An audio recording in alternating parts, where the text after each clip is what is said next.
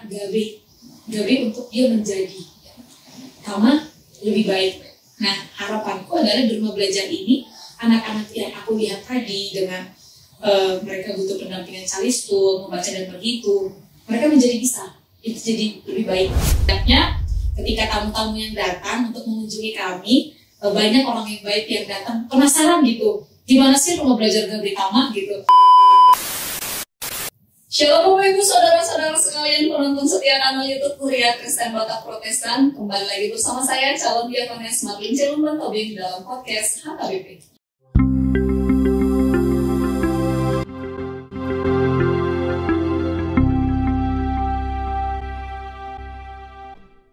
Ya, podcast kali ini akan berbincang-bincang bersama dengan seorang pelayan perempuan yang sudah mendedikasikan dirinya sebagai seorang Bible Pro. Keputusannya menjadi seorang pelayan perempuan membuatnya terus bergerak, tidak hanya melayani di bidang kerohanian saja, meskipun beliau tahu bahwa hal tersebut adalah yang paling utama di dalam pelayanannya.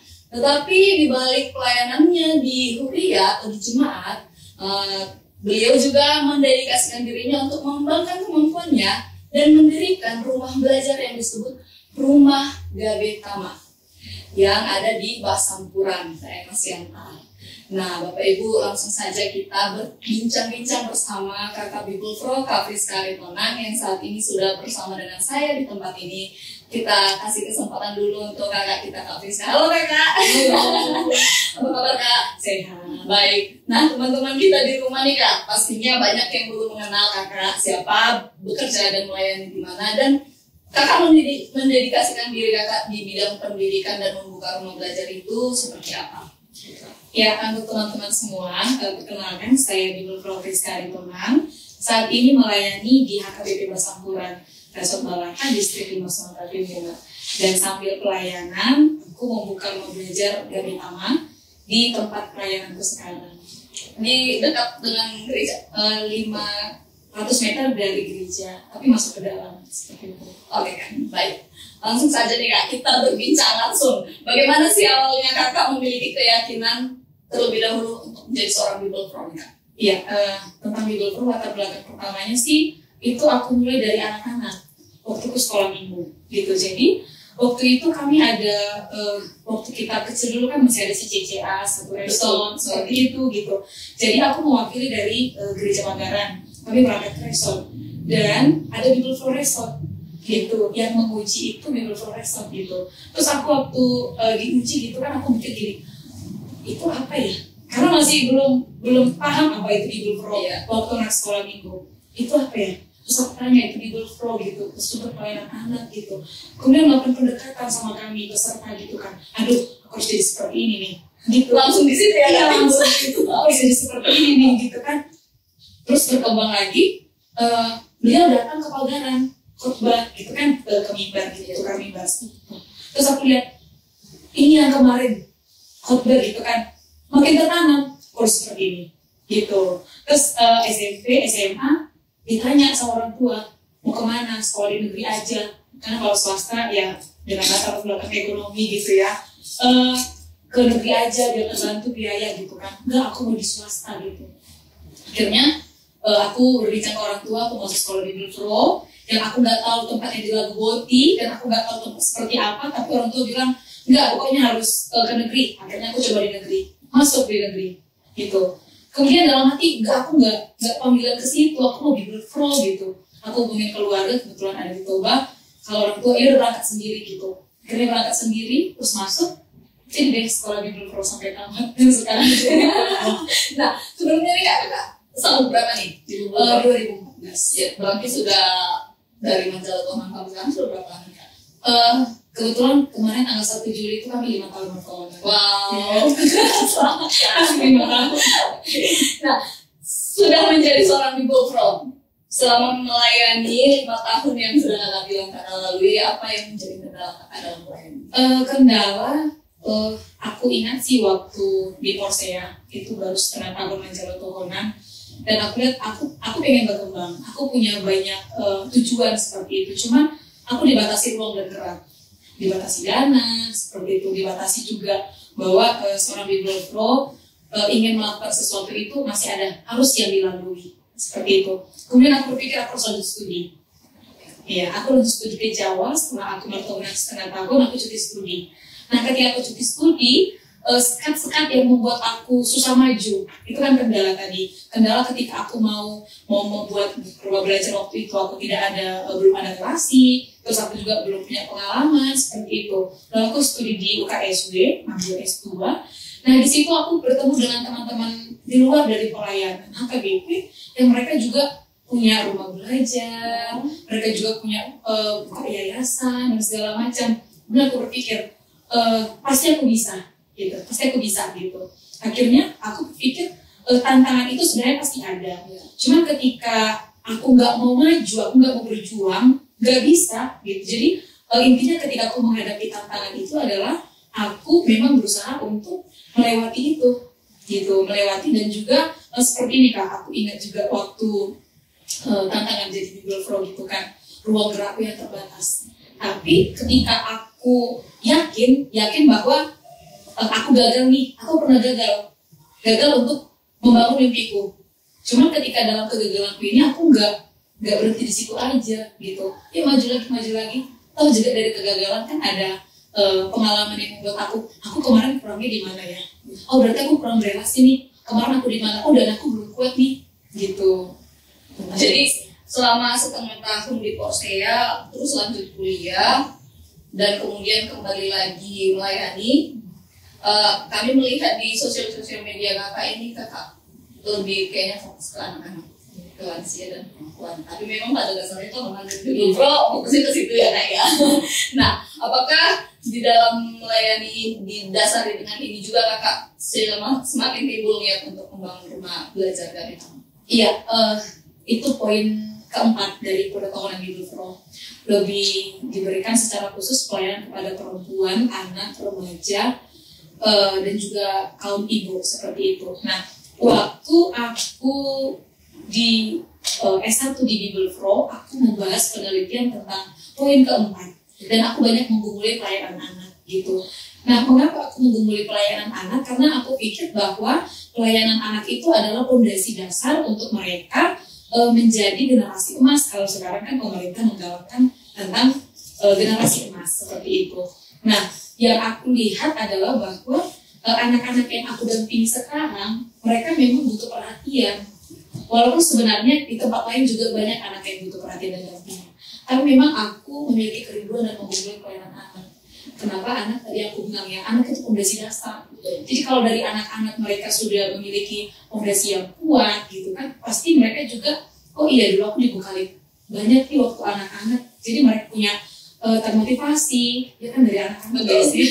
Karena kan juga dari anak-anak melihat seorang Bible Pro, aku dari anak termotivasi. Iya, aku dari anak-anak pikir ini kayaknya dunia anak-anak dunia fantasi gitu. Jadi berikan dunia yang membuat mereka merasa mereka untuk ya aku harus jadi seperti ini. Kan apa yang mereka lihat, apa yang mereka amati, ya bahkan mereka hidup dan lakukan, betul kan? Iya. Gitu. Nah, apalagi kalau anak-anak ini harusnya dididik dari kalau untuk seorang yang akan merindukan gereja, kehadiran seorang pelayan, dia harus sebenarnya dididik dari kecil, karena gereja atau pelayan mas yang membuat mereka akan merindukan sebuah gereja dan persekutuan, betul kan? Iya, betul. Ya. Nah, jadi apakah mendirikan rumah belajar ini kakak punya relasi atau minta orang untuk bantu atau bagaimana? Atau memang langsung aja udah bangun? Oke, tentang rumah belajar ya. Boleh aku sedikit latar belakangnya? Silakan ya, supaya yang lain bisa termotivasi nih. Jadi itu awalnya kan masa COVID, itu kan 2 tahun anak-anak tatap muka. Jadi dari yang kelas 1 sampai kelas 2 itu nggak maksimal. Padahal kelas 1 itu fondasi untuk membaca, ya nggak sih? Padahal mereka online. Nah, jadi aku ngajar sekolah minggu nih di gerejaku, membaca Alkitab. Itu kan kalau misalnya membaca teks, Inang ayat pertama, kalian ayat kedua, gitu ya kan, ganti-gantian. Terus anak-anak, aku dengar, kok nggak bisa ngebaca, udah kelas 3, kelas 4 gitu. Aku miris loh. Kalau mereka nanti sampai besar nggak bisa baca, gimana mereka baca Alkitab gitu. Sebenarnya biasa sih kalau kita bilang kan nggak bisa baca biasa, tapi dampaknya sampai mereka besar. Akhirnya aku jalan ke dalam. Ternyata mereka penting mendapatkan pendidikan tambahan di luar dari sekolah.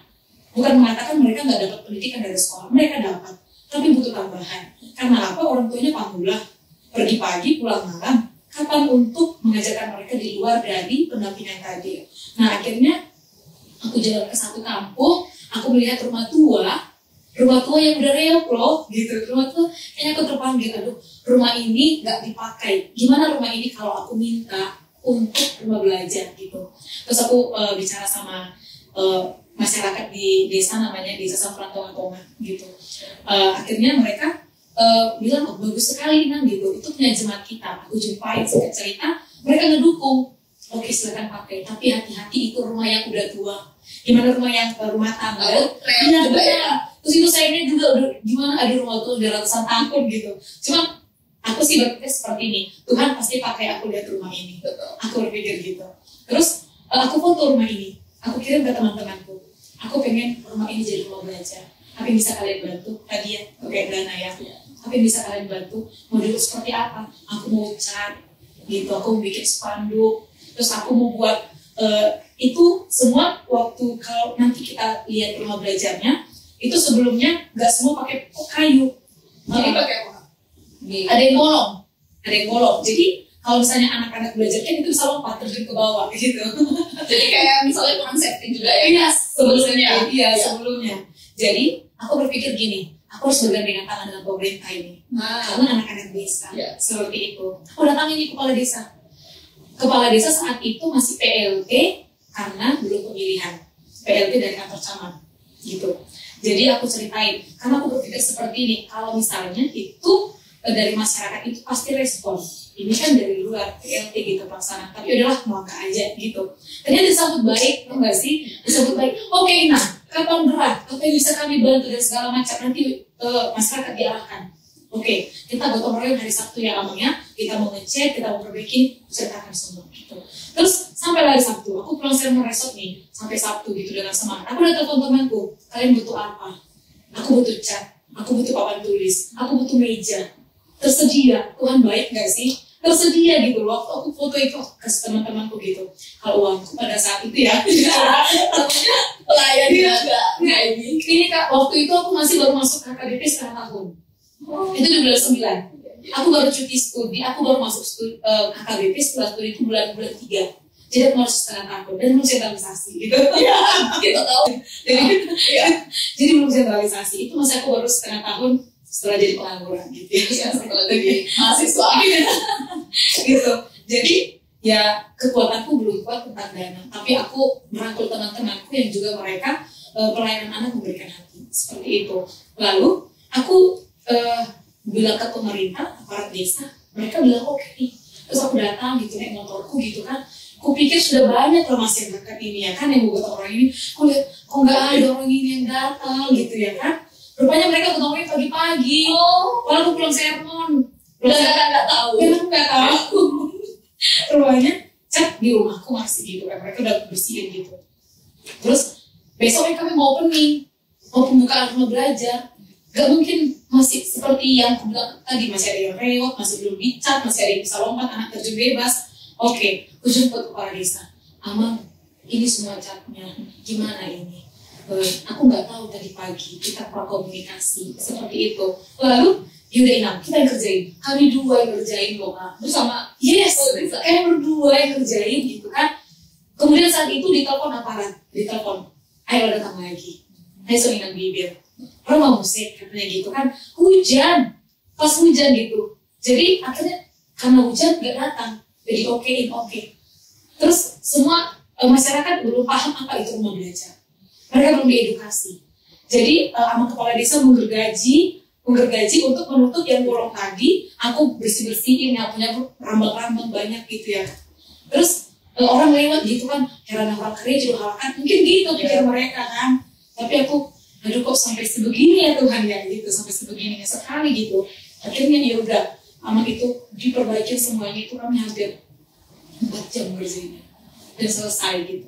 Selesai, udah bagus, udah baik, tapi belum ngecat. Lalu karena anak-anak pemuda lewat, apa yang bisa kami bantu? Mereka menawarkan diri melihat setelah hujan itu kami gimana berdua sama kepala desa kan, oh Tuhan. terima kasih mengirimkan orang baik gitu. Akhirnya setelah ujian selesai, pemuda lewat, apa yang bisa kami bantu ngecat yuk, mereka ngecat semua. Selesai dalam hal itu. Selesai. Berarti besoknya langsung opening. Yes. Wow. Langsung opening besoknya. Dan rame sekali. Dan kita kerjasama dengan Panti Asuhan Elim. Jadi dari pelayanan juga datang. Kita tuh sama ibu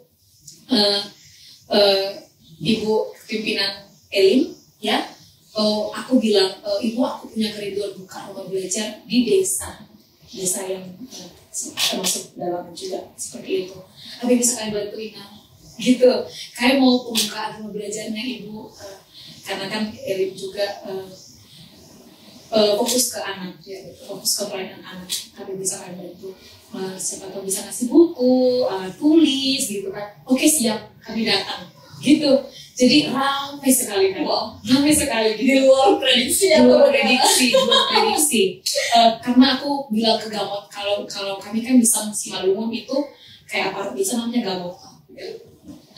Kepala desa memberitahu pengumuman ke Gamot untuk semua anak-anak desa datang di pembukaan rumah belajar Gabe Tama gitu. Akhirnya ramai banget gitu, ramai banget. Waktu kami mengecat itu, akhirnya masyarakat melihat gitu kan, apa sih kerjaan Inang Gibel ini gitu. Dikira aku kurang kerjaan gitu kan gitu. Padahal pelayanan yang lain masih ada. Yes, benar gitu. Terus setelah selesai dicat, cantik juga ya rumah ini setelah dicat gitu. Akhirnya mereka bilang, nah besok gimana kegiatannya? Apa yang bisa kami bantu? Yes, apa yang bisa kami bantu? Oke nah kalau gitu, bisa nggak orang Inang buat lapet? Biar ada snack kita. Siap Inang. Langsung loh Kak. Dieksekusi juga. Yes, kami pembukaan rumah belajar jam 3 sore. Karena aku pelayanan pagi, seperti itu. Pagi mereka masak. Mereka nanya sore. Setelah selesai, apa yang bisa kalian bantu Inang? Bikin lapet ya Nak. Siap. Bergugu orang itu semua tek-tekan orang tua di situ. Ya udah jadi akhirnya ya udah ada snack gitu kan. Aduh banyak banget berkat untuk rumah belajar. Berarti di situ juga diundang aparat desa, Yes, masyarakat. Itu masyarakat semua tidak terkecuali. Iya, masyarakat desa Basampurang. Wow, Gitu. Dan lanjut aja. Dan anak-anak desa Basampurang ini dari berbagai denominasi. Bukan hanya anak-anakku yang KKBP, tapi ada dari HI, ada dari Hakostra, ada Betel, dan ada Pamain. Yes, dari berbagai denominasi. Nah, kakak bilang rumah belajar Gabe Tama. Yes. Gabe Tama ini apa? Iya. Waktu aku lihat rumah itu harus aku bikin rumah belajar. Tapi nama ini mengandung, ketika kita mendengar nama itu ada makna dari nama itu. Aku lama bergumul tentang ini akan jadi rumah belajar apa, gitu. Jadi muncullah kata Gabe untuk dia menjadi Tama lebih baik. Nah harapanku adalah di rumah belajar ini anak-anak yang aku lihat tadi dengan mereka butuh pendampingan calistung, membaca dan berhitung, mereka menjadi bisa, itu jadi lebih baik. Kemudian juga nggak bisa kita pungkiri bahwa sekarang di zaman sekarang itu anak-anak ada yang tidak tamat sekolah. Contoh eksempel memang di tempat aku tidak beberapa gitu, tidak beberapa ada yang anak putus sekolah. Akhirnya mereka ada yang melakukan kejahatan gitu ya. Jadi mereka tidak ada pekerjaan tetap ya, nongkrong apa sih namanya, nongkrong gitu ya. Jadi mereka nongkrong. Nah untuk mereka butuh, anak-anak itu butuh contoh. Ketika mereka lihat abangku kayak gitu bisa hidup kok, ya enggak sih? Mereka juga bahagia kok gitu. Nah jadi memang Gabe Tama untuk anak-anak desa yang kami dampingi menjadi lebih baik, supaya mereka menjadi lebih maju, supaya mereka juga bisa lebih apa yang dari mereka sekarang sudah baik. Bukan kita tidak bilang mereka tidak baik ya. Mereka sudah baik dan Gabe Tama menjadi lebih baik untuk. Oke Kak, luar biasa sekali. Nah, setelah rumah belajar Gabe Tama ini di launching, diresmikan, bagaimana sistem berjalannya program di tempat itu, dan bagaimana dan dari mana volunteer yang mengajar di tempat itu? Ya, kalau sistem pembelajaran di Gabe Tama itu hari Senin kita English, Kemudian hari Rabu dan Jumat itu membaca dan berhitung. Sabtu itu pendidikan budaya Batak. Terkait dengan volunteer, aku sering buat video di media sosial, bahkan juga aku open untuk memanggil volunteer seperti itu. Dan puji Tuhan, kadang ketika aku buat itu, aku bisa datang nggak di hari ini? Gitu, karena aku udah bikin jadwal, kita udah punya brosurnya gitu ya. Jadi di brosur ini ada harinya, hari apa aja kita belajar. Bahkan di sosial media juga aku udah buat harinya kita hari apa aja belajar. Sosial medianya boleh di-share kan? Oke, sosial medianya itu Facebook Gabi Tama, kemudian untuk Instagram Gabi Tama Basampura. Seperti itu. Jadi jadwalnya udah aku buat, sehingga ada teman-teman untuk volunteer, aku datang di hari ini untuk ngajar bahasa Inggris. Gitu. Aku datang di hari ini untuk kesehatan mental anak. Gitu. Tentang volunteernya, aku melalui sosial media, dan puji Tuhan ada beberapa. Dan saat ini ada 2 volunteer yang tetap, itu calon Bible Pro, Ernita Baru Silaban dan Friska Silaban. Dan mereka volunteer tetap yang mengajar di rumah Gabi Tama. Dan juga kebetulan ada 3 mahasiswa dari sekolah Bible Pro yang saat ini juga sampai di bulan 8 mereka ikut mengajar. Dan kita briefing, kita punya modul pembelajaran. Oke, kita punya modul pembelajaran di mana kalau pembelajaran ini nanti misalnya volunteer mau datang nih, aku mau ngajar tapi aku belum paham gitu ya, aku belum paham tentang pembelajaran di Gabi Tama. Kita ada buku, jadi volunteer bisa membaca buku itu, jadi mengajarnya tidak langsung tiba-tiba datang aku nggak tahu mengajar apa. Kita punya panduan, kita punya modul supaya tidak asal atau dan supaya tidak berulang. Iya, jadi kita udah punya capaian apa, dan kita buat pembelajarannya ke pendekatan budaya seperti itu. Wah, luar biasa sekali kan. Wah, rumah belajar Gabi Tama yang memiliki tagline Mar Tuhan, Mar Adat, Mar Bisu. Mengapa yang menjadi 3 hal ini sebagai tagline yang kakak pilih? Iya, untuk tagline Mar Tuhan, Mar Adat, Mar Bisu ini, kalau yang pertama Mar Tuhan pasti, karena spiritualitas dan aku adalah sebagai pelayan perempuan, aku harus utamakan itu dong, gitu. Harus mengenalkan terlebih dahulu. Harus mengenalkan Tuhan terlebih dahulu. Itu Mar Tuhan. Yang kami lakukan adalah setiap belajar kami harus berdoa berganti-ganti. Bahkan anak yang kecil, kadang yang TK, mereka sudah diajarkan berdoa, tapi dipimpin ya sama volunteer. Benar, kita mengajarkan. Kemudian kita nyanyi rohani. Kemudian kita juga punya perpustakaan. Kita punya perpustakaan di rumah Gabi. Kita punya perpustakaan dan banyak yang memberi buku-bukunya. Iya, orang-orang baik. Biasa, terima kasih orang-orang baik. Dan kami menyarankan juga banyak buku rohani. Karena tadi kita punya tagline Mar Tuhan. Jadi kita setelah belajar, kita punya waktu membaca 20-15 menit. Sebelum anak-anak pulang, mereka bebas membaca buku apa aja. Seperti itu. Asal juga dijaga ya. Iya, dijaga. Dan rapi ya kan? Rapi, gitu. Karena kita ada ruangan depan dan ruangan belakang. Tempat untuk membaca dan sharing. Membaca untuk sharing. Gitu, dan didampingi oleh volunteer. Gitu. Itu Mar Tuhan ya. Karena itu yang pertama sekali kenalkan Tuhan kepada anak-anak. Lalu yang kedua, itu Mar Adat. Mar Adat itu generasi sekarang ya Kak, generasi Gen Z kita bilang tentang Mar Adat itu, kan ada sekarang perkataan percuma orang Batak tapi nggak tahu bahasa Batak gitu ya kan. Nah itu kita ajarkan sekali di sini. Dan juga untuk Mar Tutur, budaya sopan santun, itu semua kita pelajari dari budaya. Karena aku juga konsentrasi kepada pendidikan budaya. Misalnya contoh budaya Dalihan Natulu ini mengandung keharmonisan orang Batak sekali gitu. Ketika kita memahami budaya Dalihan Natulu, so kemanapun anak-anak nanti mengarantau, pasti kan mereka akan merantau gitu. Mereka paham dengan Dalihan Natulu, mereka bisa hidup harmonis, mereka bisa memahami Mar Tutur ke Tulang, ke Namboru dan segala macam gitu. Jadi memang aku tekankan sekali tentang pendidikan budaya ke anak-anak. Anak-anak harus beradat. Karena ketika kita omongan kita itu kan kita kelihatan orang yang beradat. Gitu, bukan hanya omongan tapi juga pada orang tua yang sekarang mulai terkikis, maybe menurut analisa aku ya, anak-anak sekarang itu udah terkikis dengan yang namanya budaya dan adat. Benar. Apalagi yang kalau sudah merantau jauh, Yes. harus sama teman. Iya. Di rantau, kok mau jadi orang Batak? Iya. Banyak Gitu. aku juga sebagai orang Batak prihatin sama teman-teman yang lain yang merantau, yang mungkin sudah jauh lebih bebas ya pergaulannya di sana karena bergabung dari berbagai budaya, dari berbagai agama. Karena kalau nggak dari anak-anak dia ditekankan dan diingatkan tentang Tuhan dan adat, pasti lupa. Yes. Jadi penting kan pendidikan adat itu penting. Jadi pendidikan budaya yang mau datang keluar dari Tama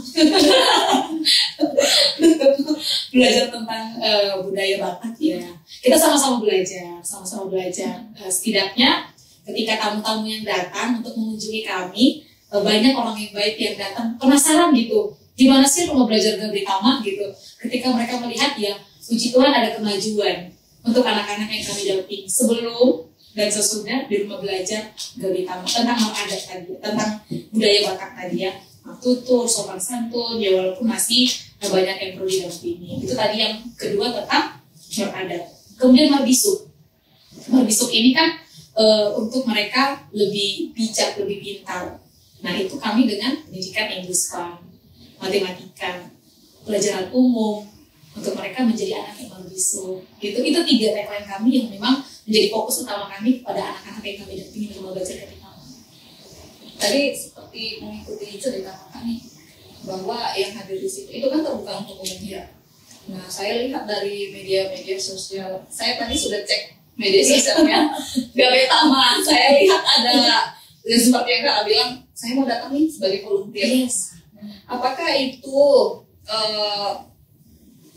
yang saya lihat di sosial media itu ada tadi beberapa seperti dari pemerintahan juga datang, dari masyarakat juga datang. Nah, di situ kan Kak berbagai dominasi tanpa tertutup. Iya. Artinya terbuka untuk umum. Yang seperti Kakak bilang tadi bahwa dari denominasi gereja, dari dominasi suku juga bergabung di situ. Tantangan yang Kakak hadapi sejauh ini di rumah Gabe ini kan Kak, apakah ada dari masyarakat yang kayak misalnya Kakak dari HKBP nih? Nanti anak saya dibuang jadi KKBP. Untuk iya. Bagaimana kamu menanggapi hal tersebut? Ya sejauh ini kalau misalnya masyarakat tidak ada pemahaman bahwa aku menarik anak-anaknya ke KKBP, justru rumah belajar kita itu terbuka dan masyarakat melihat, gitu. Jadi proses pembelajaran kita disaksikan masyarakat, gitu. Jadi tidak ada pemahaman mereka atau pandangan mereka bahwa aku membawa mendoktrin mereka untuk menarik ke HKBP, ya. Karena aku juga memahami visi HKBP, kita menjadi berkat bagi dunia, bagi sesama gitu. Jadi aku tidak membatasi ketika anak-anak itu, nah ini gereja dari sini nggak boleh masuk, enggak. Dan aku ajarkan ke anak-anak, kita di sini sama, ini rumah kita bersama, tidak dibatasi suku, gereja gitu. Jadi puji Tuhan memang orang tua sejauh ini memang aku dari HKBP pelayan di situ. Cuma mereka percaya ditempah di rumah belajar Gabri Tama untuk anaknya Gabri Tama, bukan karena aku dari unsur gereja akhirnya membawa mereka menarik gitu. Tapi dengan tagline tadi itu, aku sebagai pelayan gereja tentu tentang Tuhan aku tanamkan, tetapi tidak mengajak mereka secara langsung untuk Inang HKBP harus tidak seperti itu. Atau besok ke gereja Inang ya? Iya, karena kita memang ketika di rumah belajar, yuk kita belajar gitu. Setelah keluar dari situ, baru aku sebagai Inang Bibel. Walaupun sebenarnya mereka waktu rekan-rekan volunteer yang calon Bible Pro, mereka bilang panggil kakak aja. Enggak. Contoh dari Pak Malik dan dari Pentakosta gitu. Panggil kakak aja. Enggak, panggil Inang. Kenapa? Di gereja kami gak ada Inang. Itu keren ya sih? Yes. Apalagi adik-adik yang Pak Malik. Kami manggil Inang aja gitu. Kenapa? Iya, di tempat kami gak ada Inang. Di gereja kami gak ada Inang. Kalau di sini kami manggil Inang. Jadi kayak sukacitanya ya. Jadi ketika kami pergi pelayanan, kunjungan jemaat atau pertanyaan nih ya, yang bukan anak-anak dari jemaat kita, tapi anak dampingan rumah belajar, sepanjang jalan kalau lewat kami semua manggil Inang gitu. Sukacitanya di situ sebenarnya. Walaupun kita kan rumah belajar Gabri Tama kan gratis kan. memberikan pendidikan secara gratis gitu. Jadi terbayar dengan mereka manggil Ina gitu, dan kita jauh lebih dekat jadi benar. Terus anak-anak juga ketika mereka lewat sekolah, gereja kan lewat sekolah ketika pagi-pagi, itu pasti pagi-pagi ada sapaan Ina gitu. Itu pagi-pagi kan udah cuma itu aja sukacita yang terbayar. Kalau aku ya tentang rumah belajar Gabitama, dengan kalau aku ingat tantangannya, ingat kendalanya yang pertama membangun rumahnya itu ya kan. Tapi setelah mereka panggil Ina udah terbayar sampai ini hilang. Nah, volunteer nih Kak. Iya. Seperti yang bilang tadi, datang dari mana aja.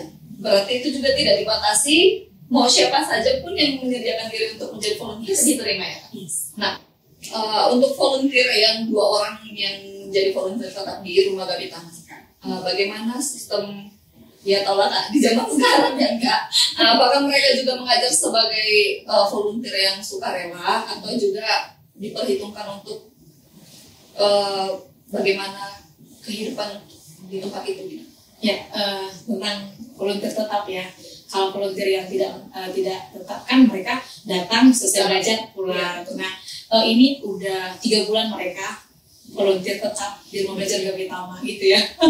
Jadi memang aku bilang ke adik-adikku gitu, ini rumah belajar masih yang aku jujur dana belum kuat gitu. Benar semuanya adalah masih dari aku pribadi, dan aku bilang sama mereka, kakak nggak bisa memberikan kalian apa-apa, tapi kakak bisa memberikan kalian pengalaman. Aku bilang ke volunteer yang menetap seperti itu, mereka tinggal sama aku, hidup bersama dengan aku, menikmati apa yang aku nikmati. Seperti itu. Tapi kalau untuk misalnya transport dan segala macam atau biaya pengajaran masih belum ada gitu, karena rumah belajar sekarang kan kita masih gratis untuk anak-anak, dan juga kalaupun ada pemerhati, karena kita tidak ada sponsor tetap, kita belum ada sponsor tetap. Kalaupun ada pemerhati, kadang kami mengirim buku gitu, seperti misalnya anak-anak kami sekali sebulan itu snack, anak-anak makan bersama, makan bubur. Nah itu dari mana? Itu masih aku pribadi. Tapi kadang ada juga dari jemaat, kalian mau makan apa? Nah, masak kolak aja. Yaudah, kolaknya, bubur apanya dari aku, garongnya, terus pisangnya dari jemaat, dari masyarakat gitu. Jadi kalau saya pakai volunteer menetap, mereka masih ya berkat yang dari Tuhan semoga diberikan kepada volunteer menetap. Karena yang zaman sekarang susah dapat memang seseorang yang mau mengabdikan dirinya tanpa ada ibadah. Tapi memang untuk adikku yang 2 ini, mereka luar biasa. Luar biasa untuk volunteernya Ernita dan Friska ya. Semoga tetap semangat dalam mengajar anak-anak. Iya, semoga mereka nonton nanti ya Kak. Iya, semoga mereka menonton. Betul. Nah, seperti yang diketahui nih Kak, kalian itu sebagai seorang people pro, tapi juga memiliki pekerjaan yang lain, pelayanan yang lain di luar dari program gereja. Bagaimana kamu bagi waktu Kakak? Iya, bagi waktu tersebut. Itu pasti sesuatu yang sangat sulit. Ini sesuatu yang sangat sulit. Kebetulan aku punya satu naposo bulung, dia SMA, namanya Daniel. Halo Daniel. Ini anak yang dia dengan latar belakang punya semangat yang tinggi gitu. Dia sudah anak yatim, kemudian dia tinggal bersama dengan opungnya gitu. Dia juga rajin ke gereja, lalu aku mengajak dia dan ikut gabung dengan Inang di rumah belajar. Daniel suka matematika, Inang aku suka matematika. Kemudian dia menjadi pengajar tetap dari masyarakat itu. Dia masih SMA. Kalau untuk Daniel, dia punya cita-cita yang tinggi. Kemudian dia pengajar matematika yang kita andalkan di rumah belajar. Dan untuk Daniel, memang setiap bulan aku kasih uang jajan. Untuk Daniel, untuk yang 20 itu gak apa-apa ya. Untuk Daniel aku kasih uang jajan karena dia sering naik motor gitu. Ketika aku berhalangan, itu kita punya jam belajar itu kan jam 3 sore. Dari jam 3 sore, kebetulan ada beberapa hari aku harus Inang Kamis, dan ada pelayanan untuk lansia. Lalu Daniel yang menggantikan aku ketika aku nggak bisa masuk. Tadi kan yang menjadi kendalanya, gimana nih aku membagi waktu di pelayanan, gimana aku membagi waktu dengan rumah belajar. Tapi sejauh ini nggak ada kendala. Ketika aku pelayanan, ada jam. Lalu ketika rumah belajar tetap bisa terbuka, karena ada Daniel menghandle. Dan juga ada adik-adikku 2 volunteer. Nah, aku bisa fokus ke pelayanan, dan adik-adikku yang volunteer, dan Daniel mengajar di rumah Gabe Tama. Jadi, tidak menjadi bentrok ketika ketemu jamnya sama jam 3 nih. Misalnya hari Rabu aku masuk ke lansia, padahal rumah belajar masuk juga gitu. Tetap bisa dihandle sama adik-adikku gitu. Oke. Nah, artinya tidak ada yang jadi terabaikan ya. Tidak ada yang terabaikan. Tetap dijalankan sesuai dengan tugas tahunan dan keterpanggilan pelayanan di tempat yang lain. Tapi aku percaya gini Kak, waktu pertama sekali belum ada volunteer.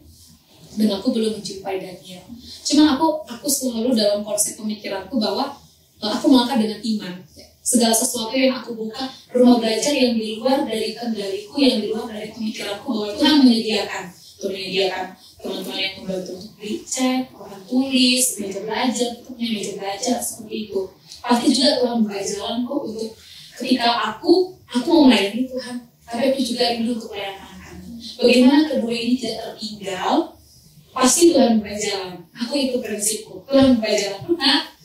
Oh ini Daniel, dia bertumbuh dan berkembang, dan juga lebih dekat ke anak-anak. Karena dia masyarakat di situ, gitu. Terus Tuhan bilang lagi 2 adik-adik yang baik, gitu. Jadi ya sampai sekarang untuk pemahamanku bahwa apa yang kita butuhkan untuk hal yang baik, Tuhan pasti buka jalan. Aku percaya itu. Artinya kita bersama dulu pada Tuhan. Iya. Artinya Tuhan dulu yang bekerja. Iya, itu semua bukan karena kekuatanku, bukan karena aku bisa merangkul segala macam, enggak. Tapi Tuhan yang berkenan untuk rumah belajar itu dibuka. Tuhan juga berkenan aku pelayanan di Sampurna. Kalau kayak mungkin tidak ke Sampurna dan tidak melihat adanya, mungkin nggak ada Gabe Tama.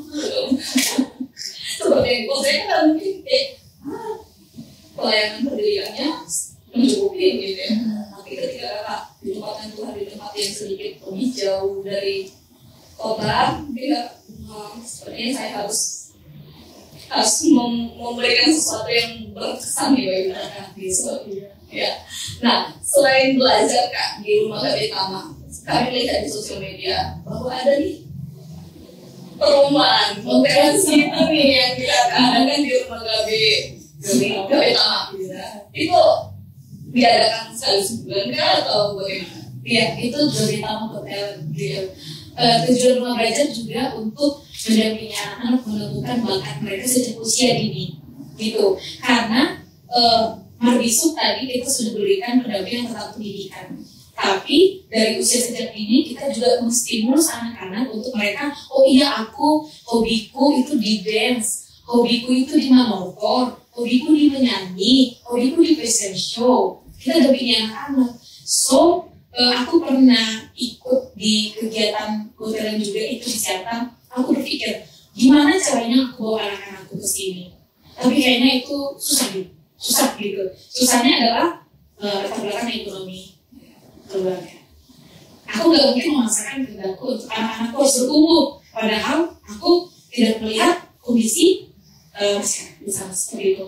Oke, berarti aku harus mendatangkan orang luar ke tempat belajar kami gitu. Akhirnya kami 3 bulan membantu ini bersama dengan Erika dan Friska untuk kegiatan Gabe Tama untuk talent, untuk mereka menemukan talenta mereka di kegiatan ini. Kami dampingi ada yang suka dance, ada yang suka di fashion show, ada yang suka menyanyi, ada yang suka motor gitu. Oke, kami list semua kegiatan. Lalu kami buat perlombaan tugas secara umum gitu. Ini terlalu berani gitu ya. Dengan dana yang gak ada, dengan volunteer yang proyek 2M atau Poliati gitu kan, teleponan gitu mau bayar kegiatan event besar gitu. Oke, akhirnya seperti yang tadi, melangkah dengan iman, Tuhan pasti buka jalan. Jadi setiap kali mau ada kegiatan, kami berdoa bareng-bareng dengan adik-adikku. Yuk kita berdoa bareng, yuk untuk kita keluar dari rumah ini, entah apa nanti jalan Tuhan menunjukkan. Akhirnya kami ditunjukkan dengan orang baik. Oke, nanti konsep kegiatan kalian seperti ini aja. Ide itu mahal. hanya kami diskusi, buat seperti ini, nanti dananya seperti ini. Wah, kami, oh gitu ya gitu. Karena kan baru pengalaman pertama.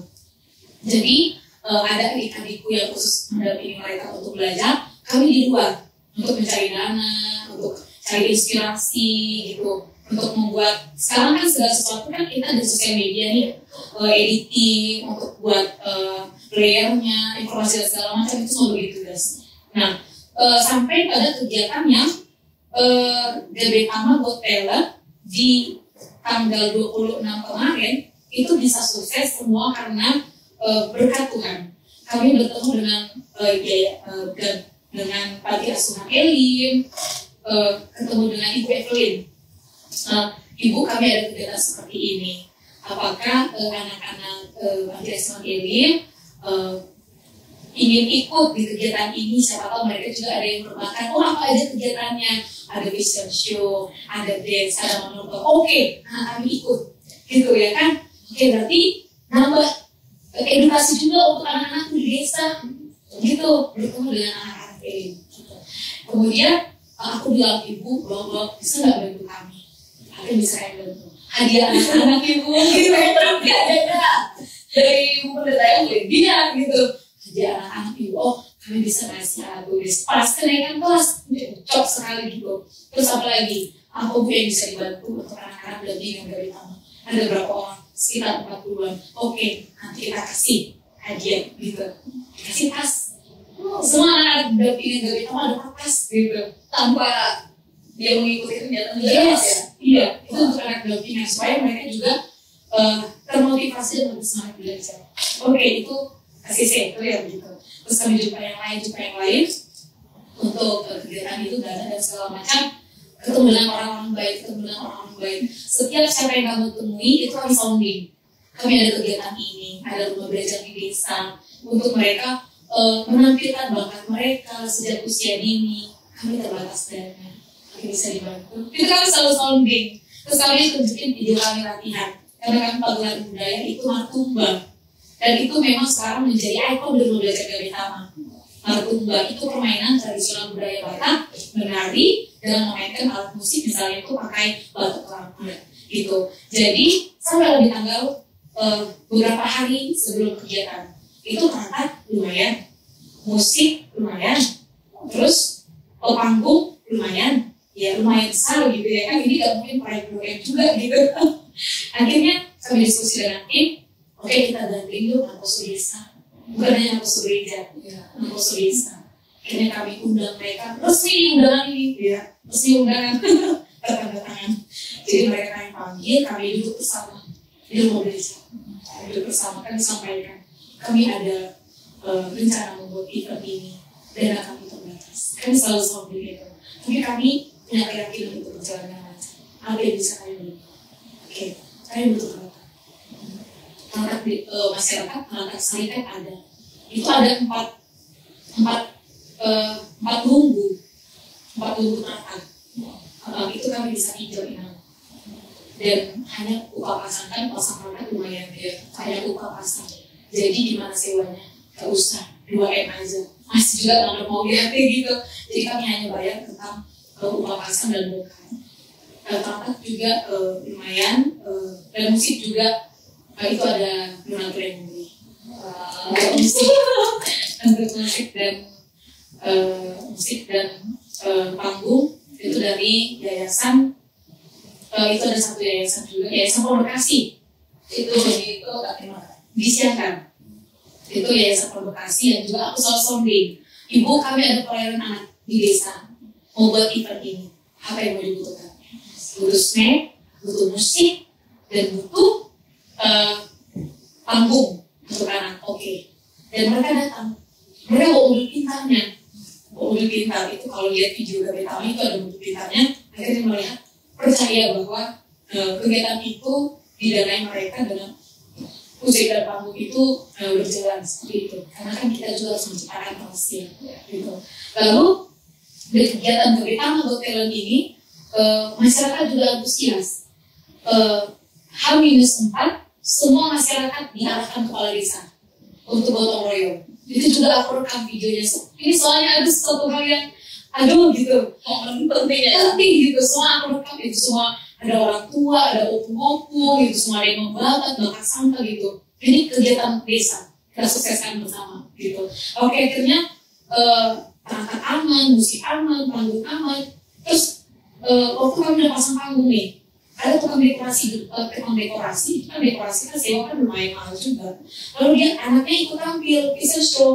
Mereka mau melatih untuk melihat melihat lapangan. Lalu, nah, cuma gini aja, biasa kalian, iya cuma setahun. Aduh, ayo, jemput. Diarahkan aku sebelum jemput ini, jadilah dekorasi yang mewah. Aduh, bersyukur gitu. Semua itu di luar ekspektasi, dari hiasan semua dan antusias masyarakat itu di luar ekspektasi. Sampai pada hari H, bahkan juri juga Mandor Mulyanti. Itu salah dua itu multi talent. Beliau kan juga dan Melody yang itu sebagai MC juga mensukseskan Got Talent itu jadi kegiatan bersama-sama. Karena itu experience menurutku, pengalaman yang kita susah mendapatkan. Karena apa? Karena kita menggandeng anak desa. Lalu sampai di acara itu ada lomba fashion show, lomba bakat, lomba dance, kemudian juga lomba nyanyi bahasa Batak gitu. Lalu apa sih keunggulan dari Gabetama Got Talent ini? Kami melakukan pagelaran budaya Gabetama, Martumba, itu Martumba tadi. Dan itu Bapak Camat sampai luar biasa, aduh, kalian gimana sih mengajari ini gitu. Sampai orang tuh semua kagum. Karena itu Martumba itu sesuatu yang sudah jarang kelihatan. Nah, Martumba itu udah jarang dimainkan oleh anak-anak. Bahkan anak-anak desa sekali juga banyak yang tidak benar, ya gitu. Ya, aku harus tepuk tangan dengan adik-adik yang mengajar. Mereka luar biasa, bersama-sama belajar tentunya tentang budaya Martumba. Lalu yang paling unik juga di kegiatan Gabetama Got Talent ini, kita ada turi-turian, cerita tentang legenda Danau Toba, cerita legenda tentang Sigale-Gale. Dan itu anak dampingan kami. Dan itu juga jarang sekali. Itu anak kecil yang dia lancar banget bahasa Batak. Itu turi-turian. Jadi turi-turian tentang si Manggale, Gale. Semua orang tua kagum sampai, ada ya ternyata mereka yang melestarikan ini. Nah, ini yang kami mau galakan kembali di Gabetama, mencintai budaya Batak. Terus mereka juga bahkan mereka tersalurkan gitu. Bahkan tamu yang dari luar, mereka juga kegiatan kalian besar ya gitu. Tapi dalam kata sambutan aku bilang, terima kasih sudah datang, terkhusus tamu yang di luar. Soalnya ini mereka lomba fashion show-nya lomba yang udah nasional kan, lomba yang mereka dengan pakaian lengkap nih, yang profesional. Nah, anak-anak kami, aku mau ikut, bajuku nggak ada. Kak, aku mau ikut, baju kami nggak ada. Aku pengen sekali ikut. Mana baju kami? Kemudian adik-adik volunteer itu ulos dibentuk, gimana bisa tidak untuk menjahit. Kita tahu dana kurang, dana yang minim, akhirnya ulos dibentuk. Sedemikian rupa, seperti itu. Kemudian datang anak-anak dari luar, anak yang sudah biasa tampil lomba yang profesional. Karena aku minder loh, Kak. Mereka minder, aduh nang, kalah lah kami. Langsung gak optimis lagi ya. Iya, kalah lah kami nang gitu kan. Lalu dalam kata sambutan aku bilang, ini tadi adik-adik Gabetama dan dengan mereka membisikkan, mereka jadi minder, mereka jadi kurang percaya diri melihat baju dari teman-teman. Aku semangatin, ini perlombaan, gak apa-apa, ini masih kita yang pertama, Got Talent yang pertama, mungkin kita bisa mengadakan Got Talent yang kedua. Akhirnya mereka, yang aku harapkan mereka aku bawa keluar, tapi terbatas dana. Akhirnya orang luar yang datang membawa edukasi. Oh iya, ternyata perlombaan profesional itu seperti ini. Oh iya, ternyata fashion show profesional itu seperti ini. Secara tidak langsung anak-anakku yang di desa yang belum melihat, akhirnya mereka melihat. Kita datang ke mereka dong, gitu. Akhirnya mereka, aku semangati dan mereka percaya diri. percaya diri dan ada satu yang juara Dari ketawa ada yang juara gitu. Mereka bilang kayaknya nggak ada yang ngambil kita yang juara PCJ. Ternyata ada satu juara itu Ray laki-laki dan keren banget juga dia. Kami tahu nggak sih kak, bajunya kami buat tuh kak, nggak kami jahit, tapi mereka bisa juara. Artinya kan terpacu juga, ternyata juga mereka bisa. Dan kalau ada event di luar nanti aku udah bisa percaya diri membawa mereka. Karena apa? Mereka sudah melihat. Mereka udah mengamati, oh ya, yang profesional seperti apa. Gitu. Dan kalau orang bisa juga, oh gini ya perlombaannya, oh kayak gini ya gitu. Yang masyarakat desa juga akhirnya memberikan motivasi juga ke belajar dari Tama. Soalnya mereka juga kan penyemangat kami untuk teman semangat ya, makasih sudah hadir di sini. Dibilang itu kayaknya aduh, oke, pas sudah kayak dibilang ya kan. luar biasa sekali berarti kak, untuk selain mengajari anak-anak, ternyata juga di Gabe Tama ini anak-anak diajarkan untuk mencari di mana potensi diri. Yes, betul sekali.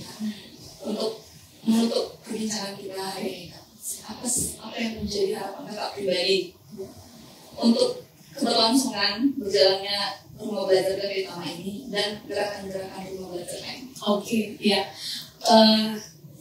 Apa ya, aku terharu gitu dengan rumah belajar Gabe Tama ini.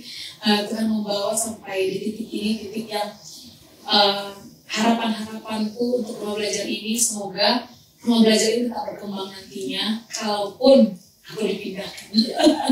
Karena kita berbicara tentang pelayanan di gereja KBP, dan aku juga harus siap kapanpun nanti juga pemindahan. Tapi aku juga berharap ada pemerhati yang sekiranya juga bisa mensupport keberlangsungan rumah belajar Gabe Tama. Misalnya ada volunteer yang menetap seperti itu, karena segala sesuatu adikku yang dua sekarang tidak peduli, tidak memikirkan saat ini tentang transport, tapi aku menanggung keberadaan mereka. Cuman ketika aku tidak di situ nanti seperti apa? Harapanku ini sih, karena aku mengingat rumah belajar ini yang kita bangun bersama-sama, anak-anak sudah bertumbuh, nah supaya mereka juga terus berproses di tempat itu sampai mereka menemukan bakat mereka, menemukan talenta mereka, dan mereka menjadi anak yang patuhan, beradat, berbisuk, terus berlangsung. Harapanku sih nanti ke depannya semoga ada volunteer yang bisa menetap dan ada juga pemerhati untuk keberlangsungan rumah belajar Gabe Tama. Dan juga harapanku ke depan ya, aku juga ingin membuka rumah belajar di daerah pedalaman lagi.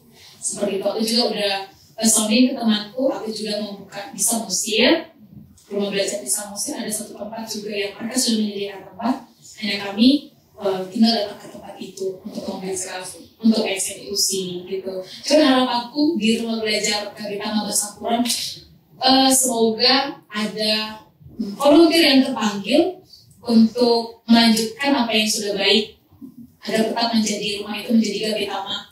Untuk volunteer yang bisa bergabung, silakan bergabung bersama dengan kami.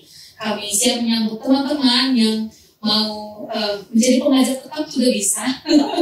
Caranya cukup hubungi kita. Kita nanti bisa diskusi apa, atau mungkin mau dikembangkan kembali mau belajar Gabe Tama. Kami juga terbuka untuk teman-teman bersama-sama, karena pendidikan anak itu penting. Sejak awal tadi aku bilang, karena aku jadi Bible Flow itu aku termotivasi dari aku kecil, sebab pandangan dari anak-anak itu terbentuk mindset mereka untuk aku nanti akan jadi apa. Itu sejak usia dini. Betul. Terima kasih kayaknya sudah banyak sekali kayak sharing untuk motivasi teman-teman di luar atau yang telah mendirikan rumah belajar lainnya yang ada di mungkin di Tapanuli atau yang ada di luar Tapanuli, dan dimanapun kiranya juga tetap optimis ya untuk menjalankan yang keterpanggilannya sebagai orang yang memberikan dirinya, mendedikasikan dirinya untuk membangun generasi-generasi yang berkualitas. Betul kan? Sedikit tentang perjalanan untuk teman-teman juga yang mungkin mau membuka atau mungkin sudah membuka. Kendala pasti ada, tapi ketika kita terus mencoba dan untuk yang mau membuka, karena ini kita pelayan mungkin di tempat kita juga butuh pendidikan seperti ini. Aku selalu motivasi untuk teman-teman untuk mari kita buka, karena kita nggak akan tahu bahwa kita bisa sebelum kita mencoba. Mari kita mencoba bersama-sama, karena ketika kita masuk ke dalamnya pasti Tuhan buka jalan. Baik Bapak Ibu, saudara-saudara sekalian, jangan pernah menyerah dan percaya sama Tuhan. Yes, benar semuanya kepada Tuhan. Oke, terima kasih saudara-saudara sekalian telah disediakan oleh YouTube Proyek Kristen Mata Protestan. Nantikan perbincangan selanjutnya di podcast yang menarik di episode selanjutnya. Bye bye, see you.